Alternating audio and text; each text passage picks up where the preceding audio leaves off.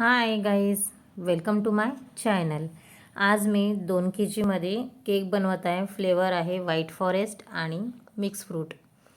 तर हा मला मॉर्निंगला ऑर्डर आला होता, तर मला लवकर द्यायचं होतं. त्या याच्याने मी डिझाईन करत आहे.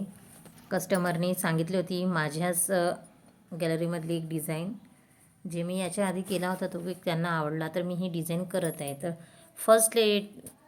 फर्स्टली आता तुम्हाला क्रम्बल कोट केलेलेच केक, फक्त मला डिझाईन दाखवायची होती. तुम्हाला माहीतच आहे स्टफिंग आणि त्याची डेकोरेशन, तर त्यामुळे मी तुम्हाला आता फक्त डिझाईन दाखवत आहे ह्या केकमध्ये. तर मी हा फर्स्ट लेयर जो आहे मी स्काय कलरनी केला होता आणि जो खालचा लेयर आहे तो मी व्हाईट कलरनी केला होता, म्हणजे व्हाईट बेस ठेवला होता. सॉरी, इथे मला कॉल आला होता त्यामुळे तिथे रिंगटोन वाजलेली आहे.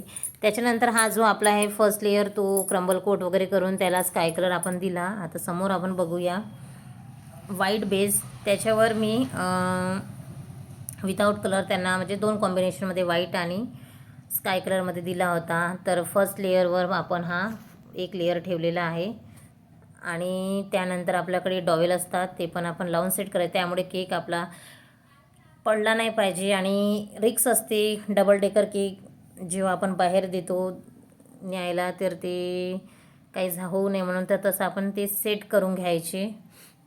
ते स्टेबल राहिले पाहिजे दोन्ही केक बेस. त्यानंतर आपण डॉवेल लावलं आणि आपण ह्या केकला आता डेकोरेशन करूया. तर डेकोरेशनमध्ये मी ते आपल्याकडे फ्लॉक्स बॉल्स असतात नॉन एडिबल, ते लावून डेकोरेशन आणि काही ड्रिपिंग आहे माझ्याकडे, त्याच्याने मी ड्रिप करणार आहे. तर तुम्ही बघू शकता याच्यामध्ये मला